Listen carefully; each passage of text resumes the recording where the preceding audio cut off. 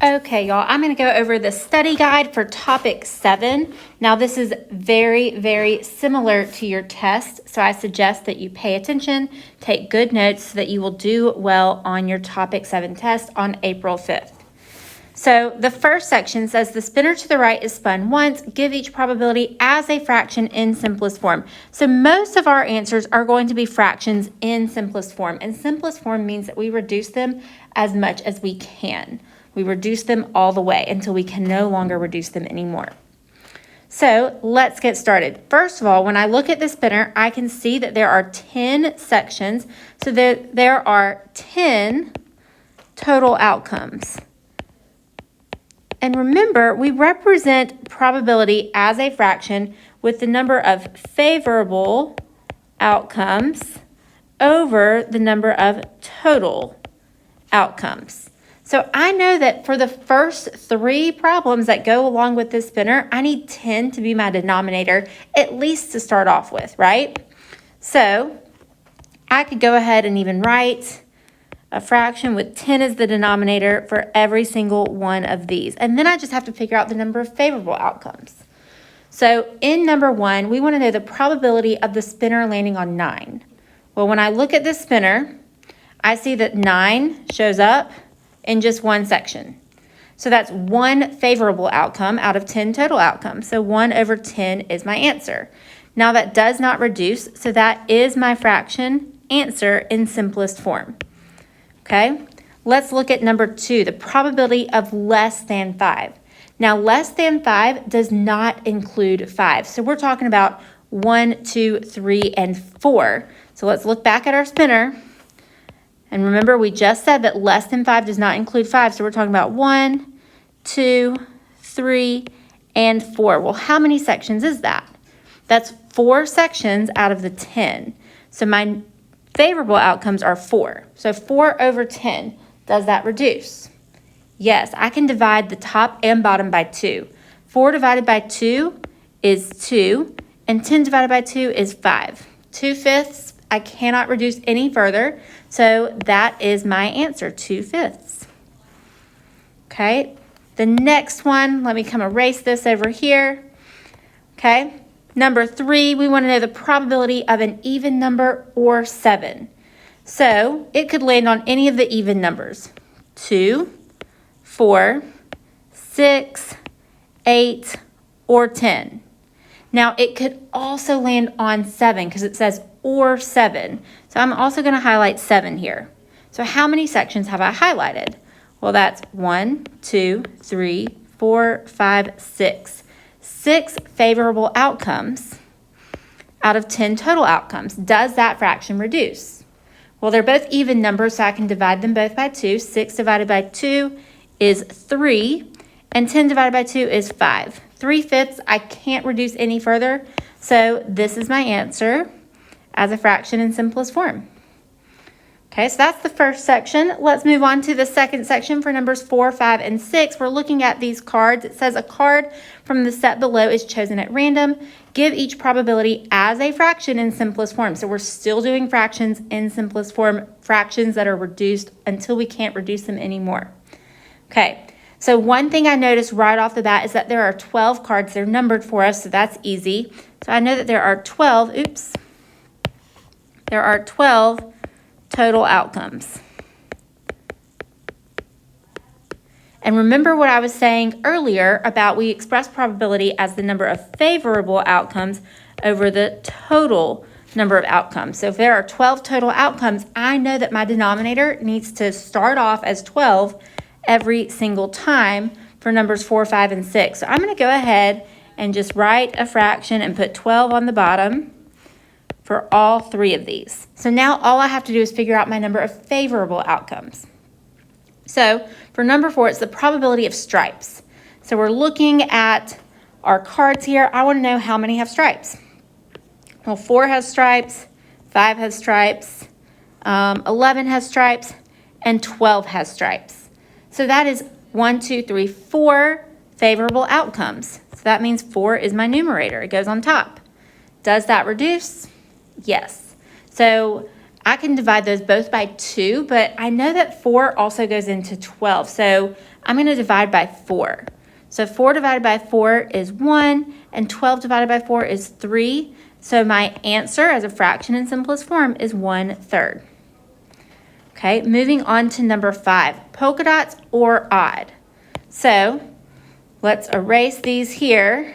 Polka dots or odd. I'm going to focus on the polka dots first. So 2 has polka dots, 7 has polka dots, 10 has polka dots. Those are the only 3 that have polka dots. But or odd means I get to include all of the odd numbers that are not already highlighted. So 1, 3, 5, 7's already highlighted, 9, and 11. So how many have I highlighted now? Well, 1, 2, 3, 4, 5, 6, 7, 8. 8. There are 8 favorable outcomes, so that's going to be my numerator. 8 over 12. Does that reduce? Yes. I know that 4 goes into both of those numbers, so I'm going to divide 8 and 12 by 4. 8 divided by 4 is 2, and 12 divided by 4 is 3. So 2/3 is my probability expressed as a fraction in simplest form. Okay, number 6, the last one for this set, the probability that it's less than 11. Now, less than 11 means that 11 is not included. It's all the numbers 10 and under. So I'm just including, and I'm going to erase this highlighting here. I'm just including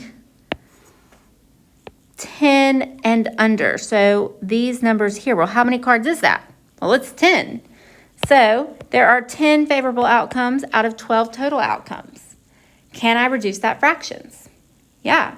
So they're both even numbers, so I can divide them both by 2. 10 divided by 2 is 5, and 12 divided by 2 is 6. So I get 5 over 6 as my probability, and that's a fraction in simplest form. So now let's move on to the next section. A letter from the word Vestavia is randomly chosen. Give each probability as a fraction in simplest form. So we're still expressing our probabilities as fractions here. So first, I need to know how many letters are in Vestavia. So I'm going to count them. 1, 2, 3, 4, 5, 6, 7, 8. There are 8 letters in the word Vestavia. And that means because there are 8 letters, I know that there are 8 total outcomes.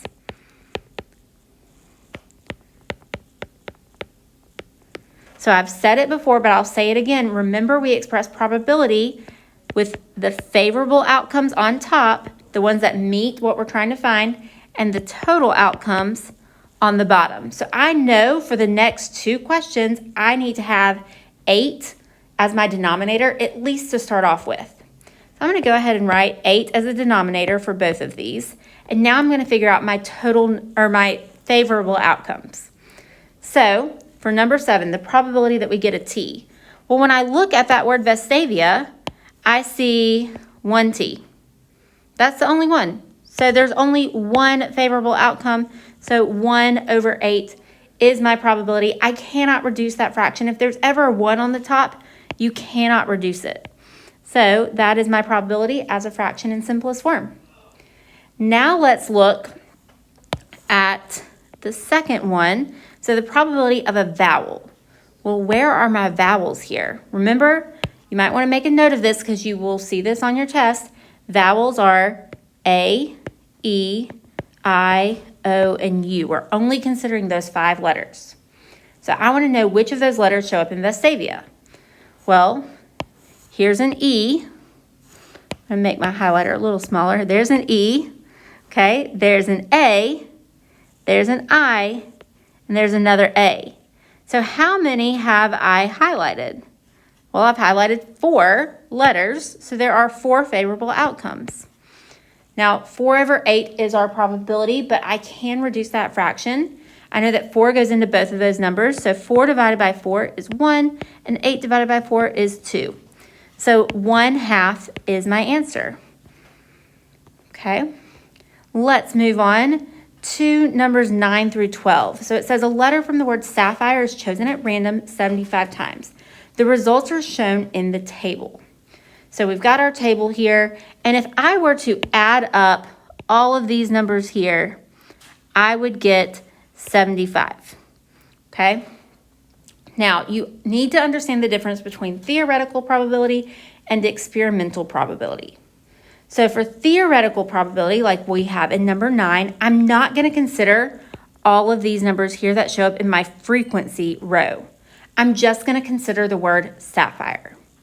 Okay, so what is the theoretical probability of E being chosen?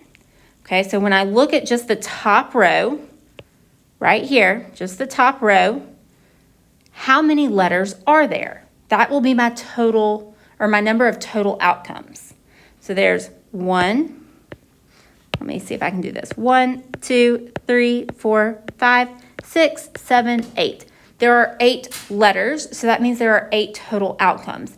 Remember, that means that 8 needs to be the denominator of my fraction. Okay? Now, how many of those letters are E? Well, when I look, S-A-P-P-H-I-R-E, there's only one E right there. So E shows up one time. That's my only favorable outcome. So it's 1 out of 8. So what's the probability? What's the theoretical probability of E being chosen? 1/8. I cannot reduce that, so that is my answer as a fraction in simplest form. Okay, so now number 10, based on the experiment, what is the probability of E being chosen? When you see this phrase, based on the experiment, that's when we're looking at the frequency row. So we're still focused on E being chosen, but I see, because I'm looking at my frequency row now, it's chosen 12 times. So E is chosen 12 times. Well, 12 out of how many? 12 out of 75. So I'm going to start that as 12 over 75. Does that reduce? Yes. So 2 can't go into both because one's even, one's odd, but 3 can go into both. So 12 divided by 3 is 4, and 75 divided by 3 is 25. So I get 4 over 25. I cannot reduce that any further. So that is my answer as a fraction in simplest form. Okay, so now let's look at number 11 and 12. So number 11, theoretically. So we're back to just considering the word sapphire, just the top row of our table. If a letter is chosen 400 times, how many times would you expect a vowel? So I'm considering my vowels now. So remember, vowels are A, E, I, O, and U, right? Those are the only letters that we are considering as vowels. So what of those letters appear in my top row in the word sapphire here? Well, there's an A here, there's an I here, and there's an E here. So how many favorable outcomes is that?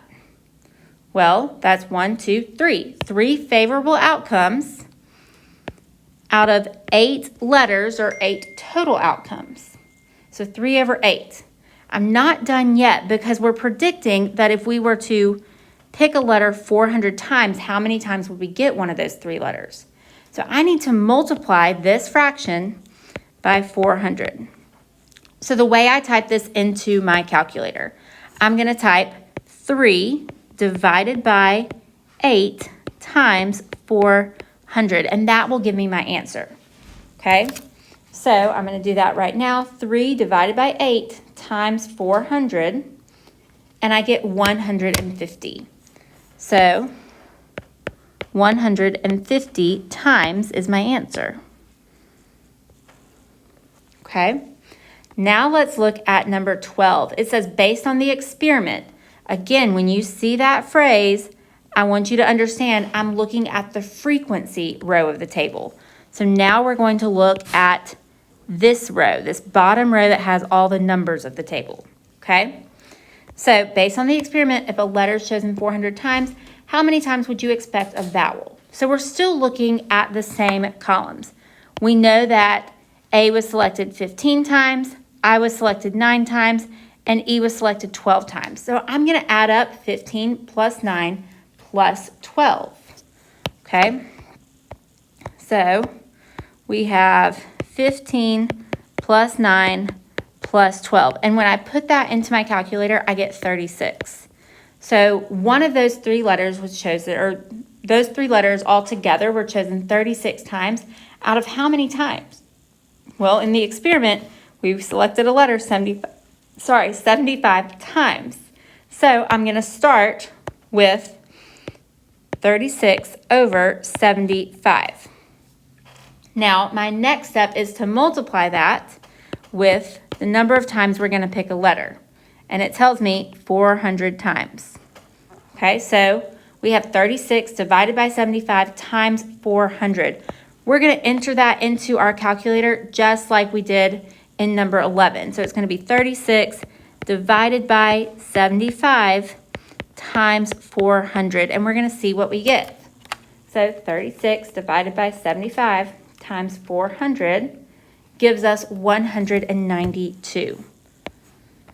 So I would expect it 192 times. I'm going to do a little thing there. Okay, so that's it for that little section. Let's move on to the next page. So number 13, it says each of the spinners below is spun once. Draw a tree diagram to determine the total number of outcomes. So all we have to do here is determine the total number of outcomes. So I would consider the spinner that's on top the one that spun first, and the spinner that's on bottom the one that spun second. Okay, so the one that spun first has 4 outcomes, A, B, C, and D. So the top row of my tree diagram needs to have those 4 outcomes. So A, B, C, and D. And I'm probably going to use some teacher magic to move that over just a little bit. Okay, and I'm going to make some little diagram markings like so. Okay, so now my second spinner is spun, and I can see that there are 6 sections. There are 6 sections on that spinner. So I need to have 1, 2, 3, 4, 5, and 6 listed under each of these first things. So 1, 2, 3, 4, 5, and 6. And I'm just going to use some teacher magic to make some diagram markings here. So it'll look kind of like this. And then I'm going to copy and paste that and put it underneath everything else. So it's underneath the A already. I'm going to put it underneath the B. I'm also going to put it underneath the C. And lastly, I'm going to put it underneath the D as well. Okay, so it's underneath everything. That's what my tree diagram looks like. Now, the reason we were drawing a tree diagram was to determine the total number of outcomes. So the answer that I'm going to give here is the total number of outcomes. And to find the total number of outcomes, all I have to do is count everything in the bottom row. So we're going to count. We've got 1, 2, 3, 4, 5, 6, 7, 8, 9, 10, 11, 12, 13, 14, 15, 16, 17, 18, 19, 20, 21, 22, 23, 24. So when we count this bottom row right here, we have 24 total outcomes. So my answer that I would enter on my test is 24. Okay, let's move on to numbers 14 through 16. It says use the fundamental counting principle to answer questions 14 through 16. Answer with a whole number. So remember, the fundamental counting principle means that if an event can occur in M number of ways and another event can occur in N number of ways, I find the total number of outcomes by multiplying those two numbers together. Okay, so I will be multiplying numbers together here. So in number 14, it says a month of the year and a number from 0 through 7 are chosen at random. How many outcomes are possible? Okay, well, let's talk about our first event. The first event is a month of the year. Well, how many total outcomes are there for choosing a month? Well, there are 12 months, so 12 total outcomes, so 12. Okay, now a number 0 through 7 are chosen at random. So a number 0 through 7, that's 0, 1, 2, 3, 4, 5, 6, and 7. How many numbers is that? Well, if you count them, there's 1, 2, 3, 4, 5, 6, 7, 8. That's actually 8 numbers, and it's important that you know that that's actually 8 numbers because that's my second total number of outcomes. So now I just multiply these together. 12 times 8. I can use my calculator or I can do this in my head. 12 times 8 is 96. So there are 96 total outcomes here. Okay. Number 15, Olivia is getting a fountain drink. She can pick from 2 cup sizes. That's important. 6 different drink options. That's important. And 4 different straw colors. How many outcomes are possible? Well, I'm just going to multiply these 3 numbers together. So we have 2 times 6 times 4, right? And if I put that in my calculator or if I do that in my head, I'm going to find that she has 48 total outcomes possible. There are 48 different ways that she can make a drink. Okay? Let's look at number 16, a date in the month of October and a standard dice is rolled. How many outcomes are possible? Okay, well, my first event is a date in the month of October. So I chose this month specifically because you know that Halloween is the last day of October. What day is Halloween? October 31st. So there are 31 days in October. Now, a standard dice is rolled. That's my second event. How many sides are on a standard dice? There are 6 sides. That means there are 6 total outcomes. So what do I do with 31 and 6 now? I multiply them together. And if you use a calculator or do this in your head, you will get 186 total outcomes. Okay. So now for numbers 17, 18, and 19, we're doing compound probability. So that means you have to find the probability of the first event and multiply it with the probability of the second event. And you will always give your answer for these as a fraction in simplest form. So for number 17, it says each spinner below is spun once. Find the compound probability of spinning a number that is at least 5, then a circle. Give your answer as a fraction in simplest form. So my first event is spinning a number that is at least 5. So I'm looking at this first spinner that has the numbers, okay? So my probability of at least 5. Now I want you to know that at least 5 means 5 or bigger. So I'm considering 5, 6, 7, 8, 9, and 10. Well, how many sections is that? That's 6 sections out of the 10 total sections. So 6 over 10. Now, does that fraction reduce? Well, 2 goes into both of those numbers. So 6 divided by 2 is 3, and 10 divided by 2 is 5. So I get 3/5. Now, that's just the probability of my first event. Remember, my second event is spinning the other spinner and getting a circle. Oops, I don't know what just happened there. Getting a circle. So when I look at that second spinner, I see there's 1, 2, 3, 4, 5, 6 sections. So I know that my denominator needs to be 6. Okay. Now, how many of those sections have a circle? Well, there's a circle here, and that's the only circle. So there's 1 out of 6. 1/6 does not reduce, so I am ready to multiply. So I'm going to multiply my 2 probabilities together. I'm going to multiply 3/5 times 1/6. Okay? So we have 3/5 times 1/6. Does anything reduce? Remember, I like to check to make sure nothing reduces diagonally first. So 1 and 5, I cannot reduce, but 3 and 6, I can. So 3 goes into both of those numbers. 3 divided by 3 is 1, and 6 divided by 3 is 2. So now I'm ready to just multiply across. 1 times 1 on the top is 1, and 5 times 2 on the bottom is 10. So I get 1/10 as my answer. That is in simplest form, so no need to reduce any further. Okay, Now, for numbers 18 and 19, we're using this scenario. It says a box contains 6 apple, 9 fruit punch, 10 grape, and 15 berry juice boxes. A juice box is chosen at random, replaced, then another juice box is chosen at random. Find each compound probability as a fraction in simplest form. Okay, so first I need to know how many juice boxes I have altogether.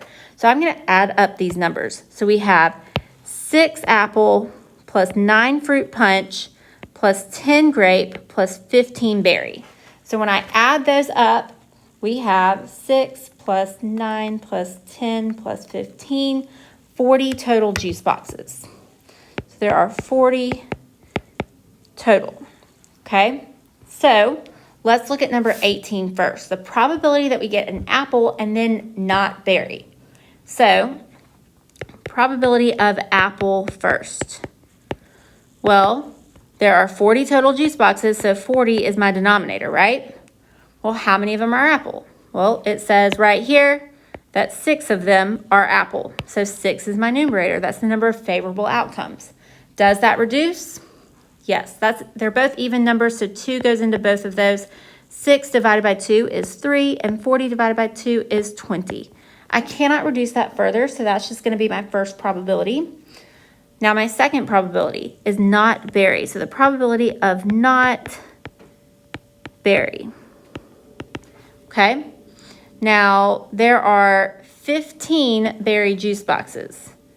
So I'm going to say 40 minus 15 will tell me how many are not berry.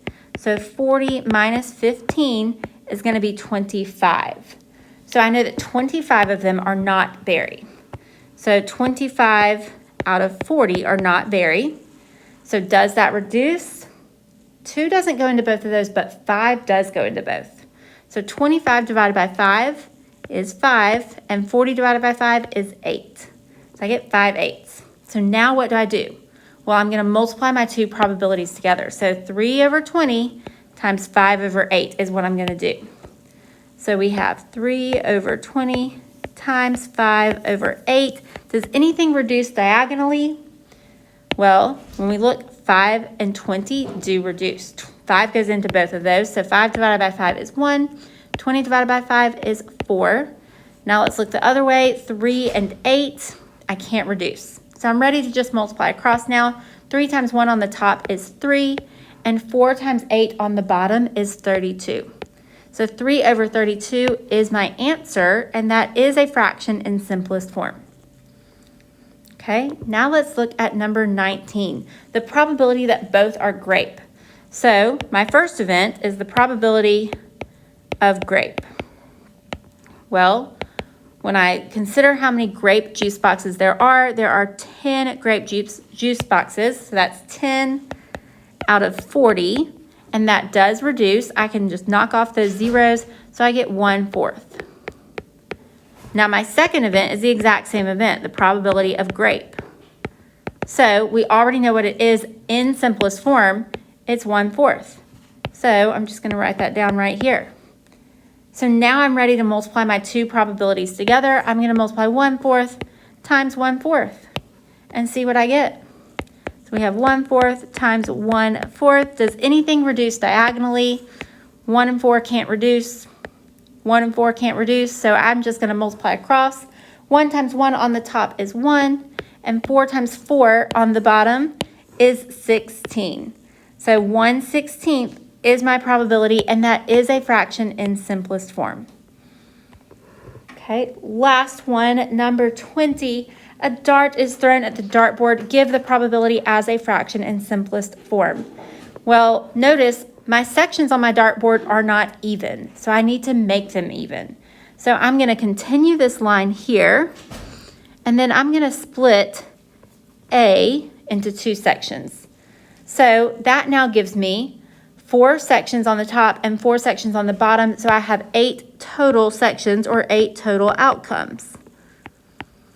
So remember, my denominator needs to be 8 for both, or for all A, B, and C. It's going to start off as 8. We might change it if we reduce our fractions. So I'm going to go ahead and make my fractions have an 8 for the denominator. So all I have to think about is my number of favorable outcomes. So for A, the probability of A. Well, A is this section right here. How many sections is that? That's 2 sections, so 2 out of 8. Now, does that reduce? Yes. I can divide both of those numbers by 2. 2 divided by 2 is 1, and 8 divided by 2 is 4. So 1/4 is my answer as a fraction in simplest form. Now B, the probability of not E. Well, E is 1, 2, 3 sections, right? But I want to know how many of the sections are not E. So 1, 2, 3, 4, 5. 5 sections are not E. So there are 5 favorable outcomes out of 8 total outcomes. Does that fraction reduce? Nope. So that is my answer as a fraction in simplest form. Last one, C, the probability of C. Well, I can look and see that C is just 1 section out of the 8. So 1 favorable outcome out of 8 total outcomes. Does that fraction reduce? Nope. So that is my answer as a fraction in simplest form. I hope you found this review helpful. Remember, your test is on Tuesday, April 5th.